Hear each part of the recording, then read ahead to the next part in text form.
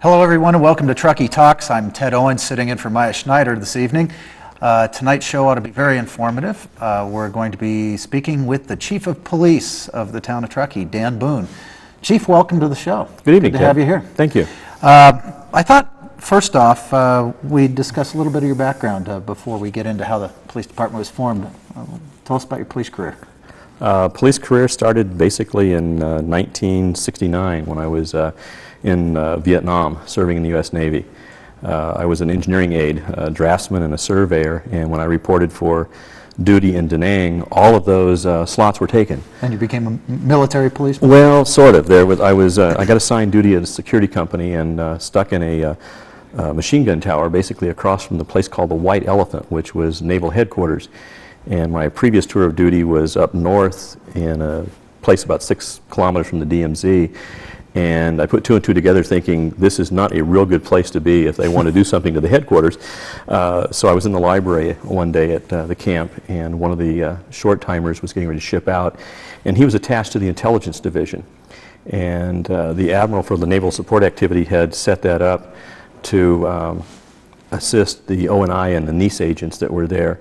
And so that's how I got exposed to law enforcement. I might say that was before they had Miranda at that time, too, in the military. It was a little different. It was a little bit different. You got Yes. right to the point without much delay. Yes.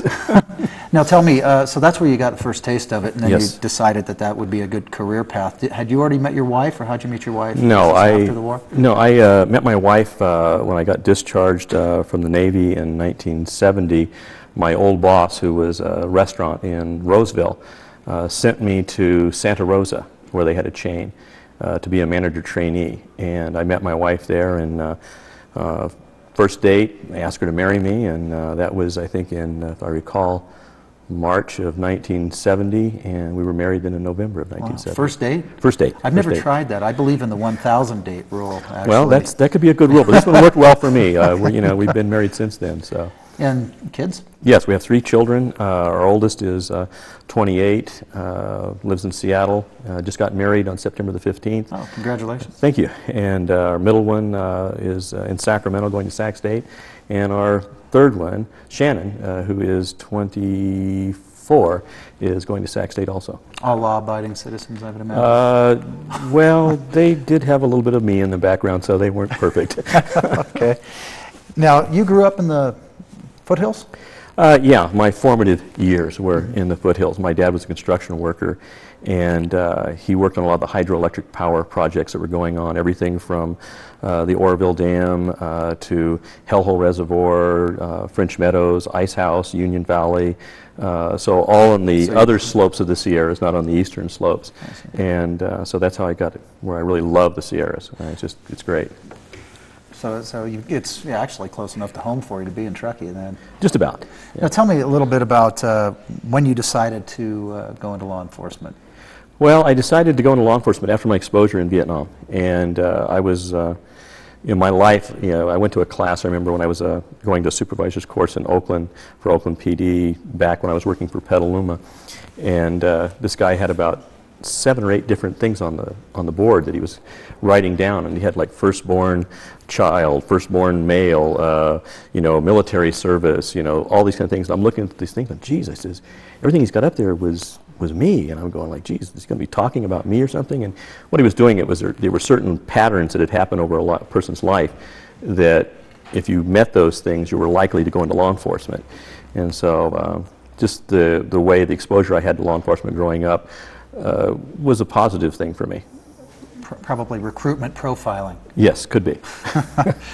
So you've been around. You've been in a lot of different places, Santa Rosa. Well, I started off in Petaluma in 1972.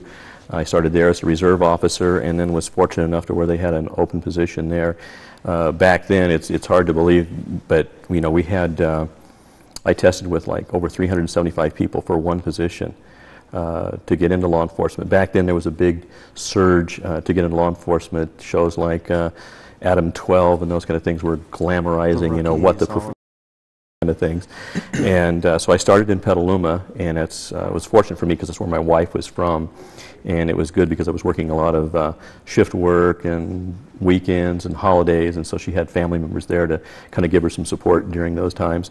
And then during that period, you test up, don't you? Oh, yeah. Yeah, during that time, when I was with Petaluma, after 4.5 years, I promoted to sergeant. And after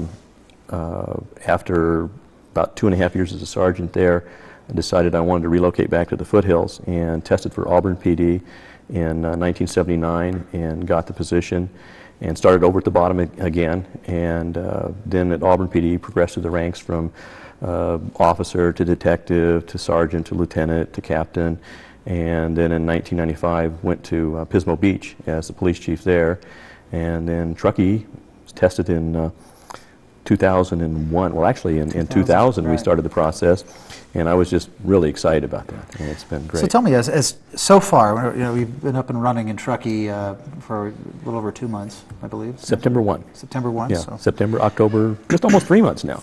Coming up on 3 months. But have you noticed any attitude differences, say, between the typical people you'd run into in Pismo Beach versus Truckee? It's a little different. It's really nice in Truckee because people that live in Truckee really do know one another, and you see them on the street, you talk.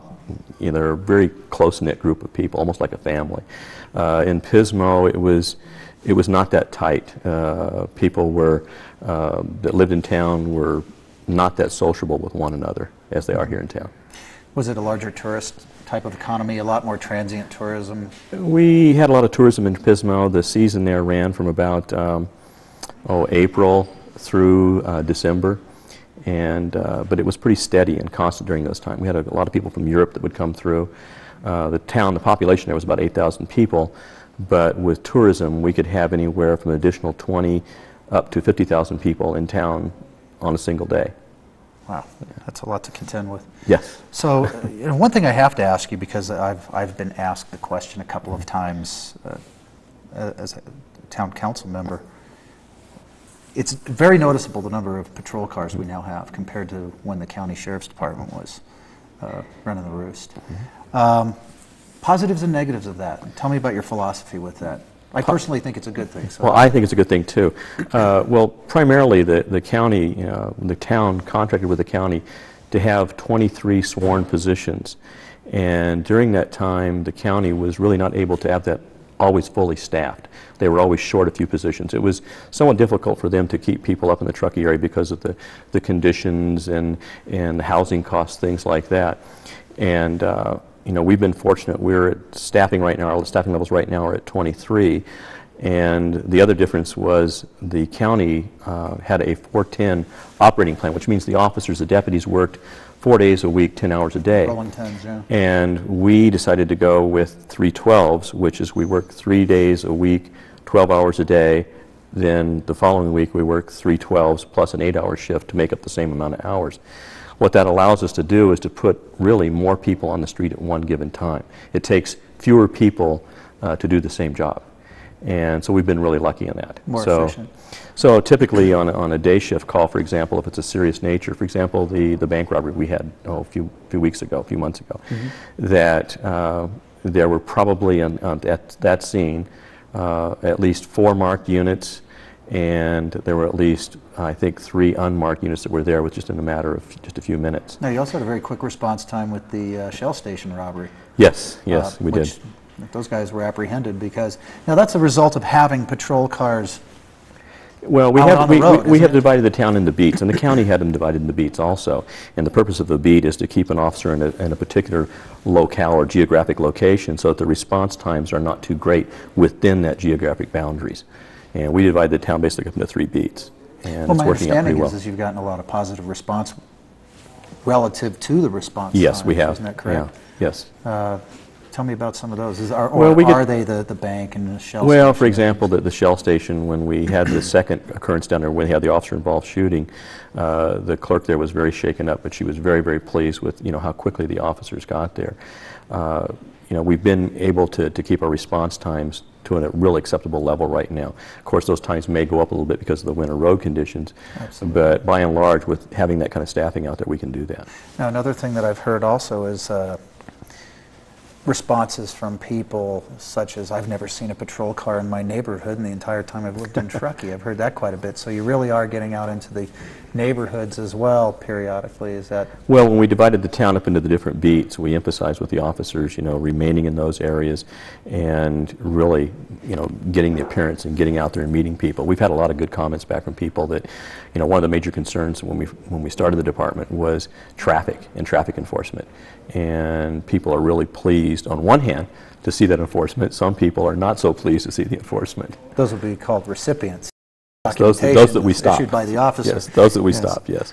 Now, do you have a particular philosophy on, I don't understand how this works. I've never been a police officer, obviously. Do you have a philosophy with respect to tickets and violations? Well, we have a philosophy that we want to provide services that we want our family members to receive if they're in another agency, and we try to approach all our situations that way.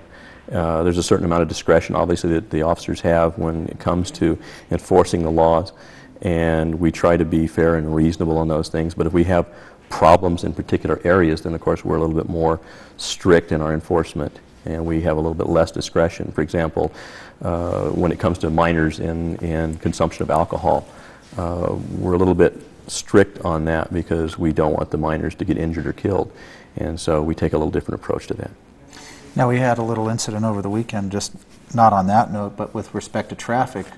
I understand, I was out of town, but I understand the traffic really piled up. The tourists were leaving on Saturday, not Sunday, kind of caught everybody off guard. It did. The town has been used to gearing up for, on holiday weekends, it's the last day of the holiday that everybody starts heading down the hill. And for some reason, the traffic really hit about 3:30, 4 o'clock on Saturday and really caught everybody off guard. And it got congested very quickly.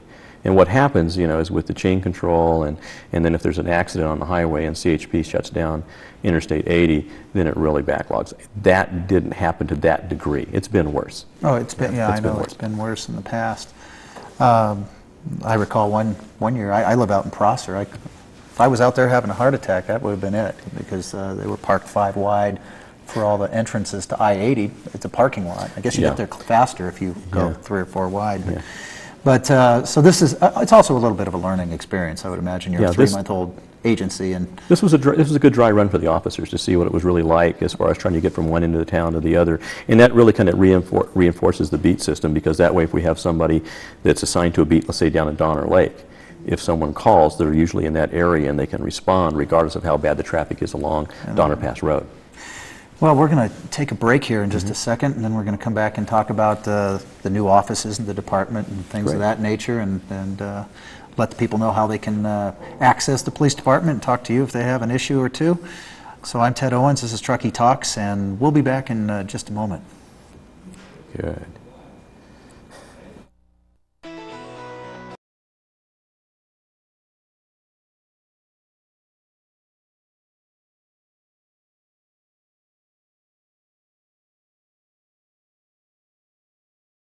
And we both left there.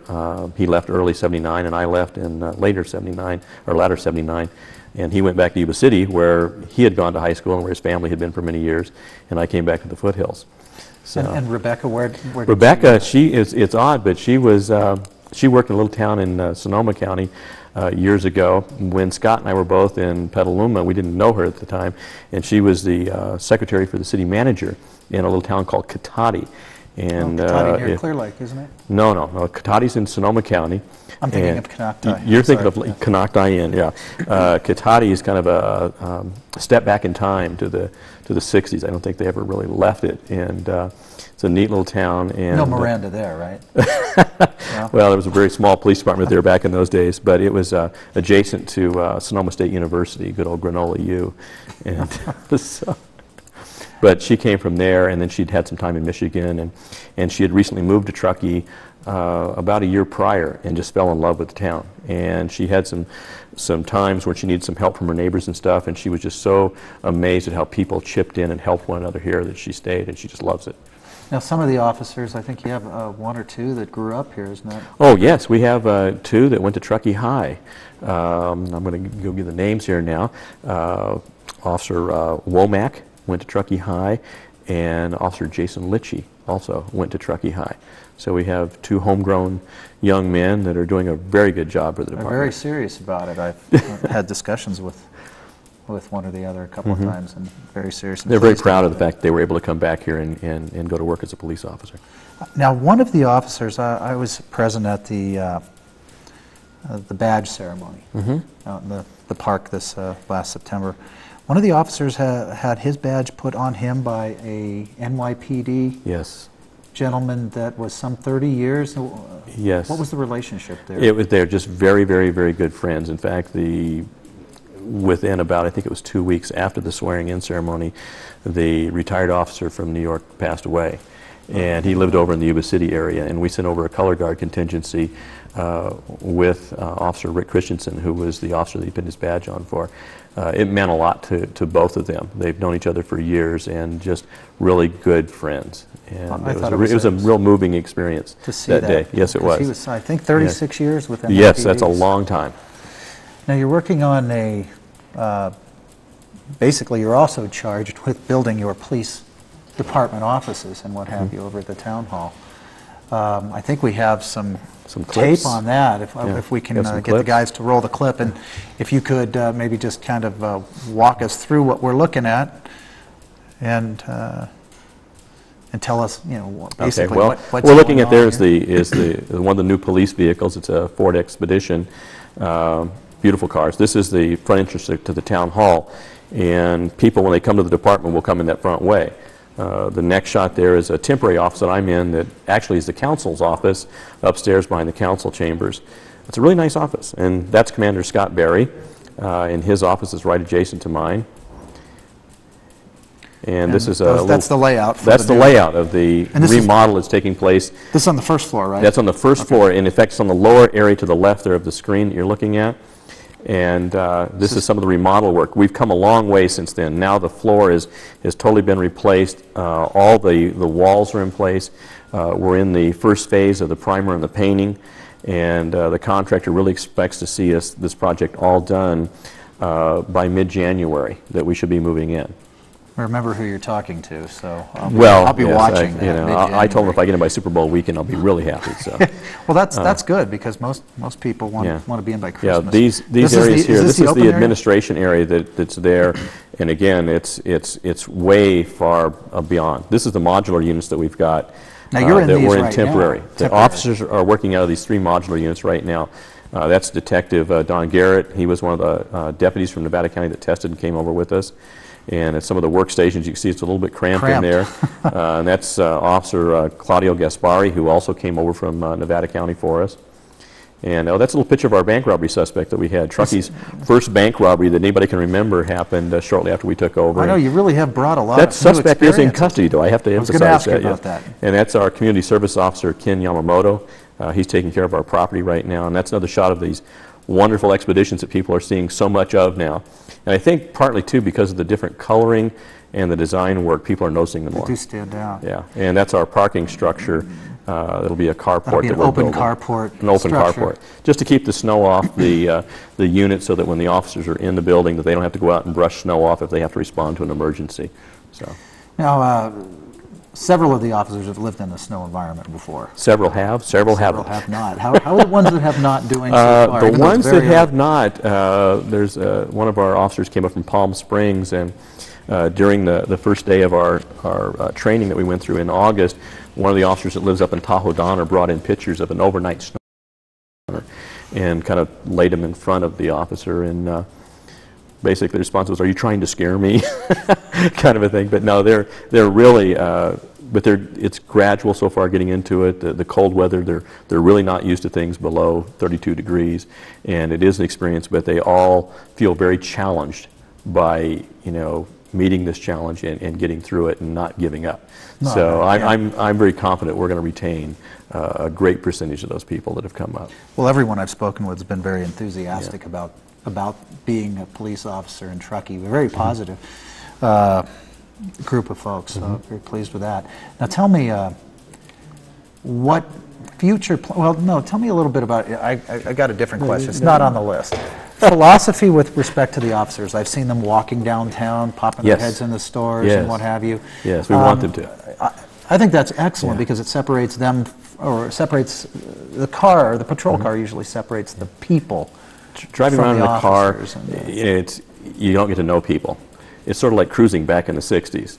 You could cruise by, you could wave, you could say hi or whatever, but nobody really got to know you until you stopped at the one parking lot, got out, and really talked. Right. And so with the officers, we encourage them to get out. We want them to be involved with the community. We want them to know people. We want them to learn out from the people what their problems are and what their needs are so that we can address them. And they can't do that if they're inside the car all the time. Well, I think it's good too Yeah. because those downtown merchants really need to be watched, and I think that it's good to see. So, are they well received by the merchants? They're down very there? well received by the merchants. They're very pleased to see the presence of the officers down there. In fact, we're looking at some possibilities of putting in maybe a substation facility in one of the areas that's being remodeled right now that used to be Sizzlers. We've been having some informal discussions with staff that's been doing that. That's going to basically, it's a Wells Fargo bank that's going to be going in there. Okay. And so we've been having some discussions with them about a small office space that would put the officers down there, because I would like to see this coming summer the ability to have officers on bike patrol in the downtown area to be there for not just the merchants, but for the tourists that come in that need instructions or they're lost or disoriented, whatever, so that they can deal with that. That would be excellent. Now, Yeah. what plans have you with respect to, say, the high school and the kids? Well, is this from Ted to Dan, or is this from the council member? No. This is Ted to Dan. This is Ted. Plans for the future for the department? Well, yeah. There's We're, DARE officer. We have an excellent DARE officer, Roy Richner, and we brought him over from Placer County. He's doing a fantastic job. He's got a real high level of energy, and we're getting great positive responses back from the schools and the kids on Roy.